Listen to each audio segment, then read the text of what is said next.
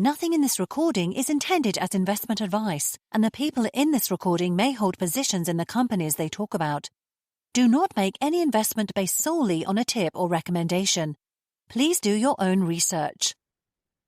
Hello and welcome to Zak's Traders Cafe. Today I'm joined by John Regan, who's CEO at Electric Guitar. How's today, John?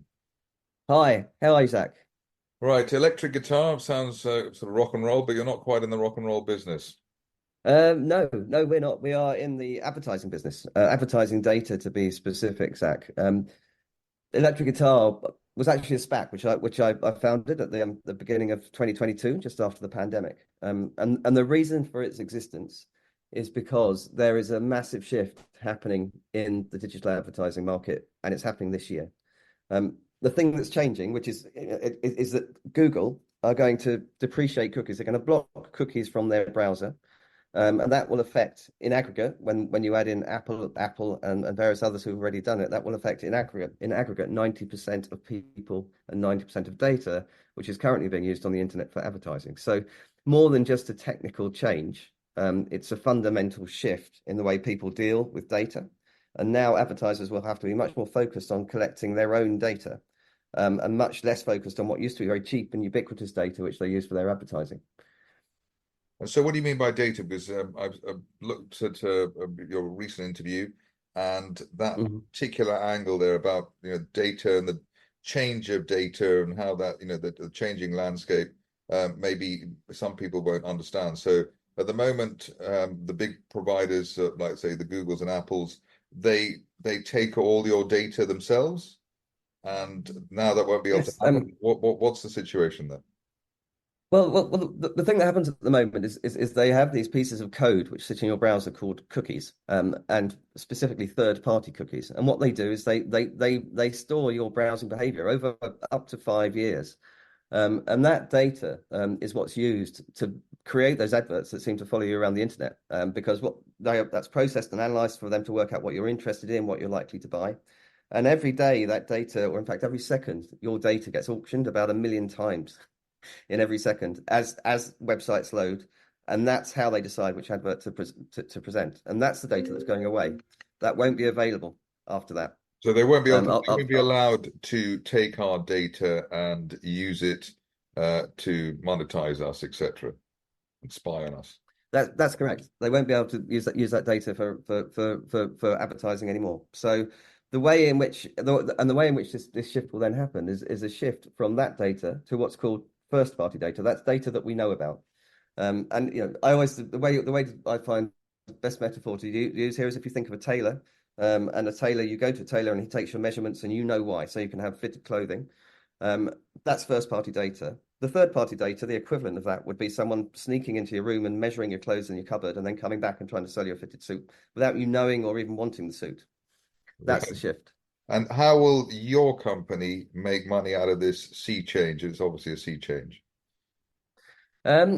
Yes, I mean, it is a sea change. The latest research is suggesting that 60% of chief marketing officers are prioritizing this shift towards first-party data. I always say that actually the other 40% just haven't woken up and smelled the coffee yet, because they're going to have to change. And the way in which we make money from it is creating this first-party data and using it and really making it work for you is very difficult.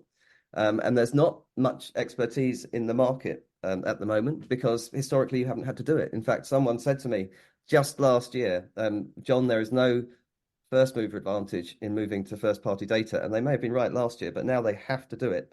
So that's where we're able to charge. We're able to deploy our expertise and deploy the data we create to help advertisers make more money from their online marketing. And do you have what they call in the .com era a first mover advantage in this space? Yes, we do. There are a couple of things there. I mean, there are other companies out there that collect first-party data. We're not a first mover in that sense. However, there are two things which are significantly different about Three Radical, which were very attractive to us at Electric Guitar. The first one is their technology is very developed. They were one of the first to market, and they spent over £8 million developing their technology, which means the back end of it and the way that works technically is very, very strong. Which is why they've been able to win clients like some of the larger banks in APAC, and Kaiser Roth and multi-brand companies across the US. and then the NSPCC in the UK, they're actually working with one of the world's largest payment processors as well. So great accolades there. That tech is really strong and really robust. But the other thing that they have done, which really I believe they have undervalued considerably, is throughout this process, they have been collecting data about the way people are engaging with the technology they create. They've collected just over 1 billion, what they call engagement events, into a database. And this data can be used for machine learning to create algorithms which can, in real time, predict what people are going to do and how people are going to engage, and therefore enable advertisers to tweak their website to make it more attractive to those individual people. Now, at the moment, that data set has not been exploited at all. We have already briefed it in to start working on it with a tech partner, and the intention there is to process that data, really understand it. So our first step will be we will get a really good understanding from those billion records, but then to create those algorithms which we can deploy through the existing tech platform. And the reason that's the first mover advantage, we have not seen another business in our marketplace, in the first party data generation marketplace, talking about data sets and talking about data in the way we're about to start talking about it. So presumably, if everything goes correctly, and as you're aiming to do over the next year or 2 or 3 years, your sort of your whatever your time frame is, you will go from being initially a sort of 4 or 5 million pound market cap company to something many times more than that. I mean, clearly, if you do well, you will be sort of a 10x or a 20x compared to where you are now. Oh, hopefully we're going to be a unicorn, Zach.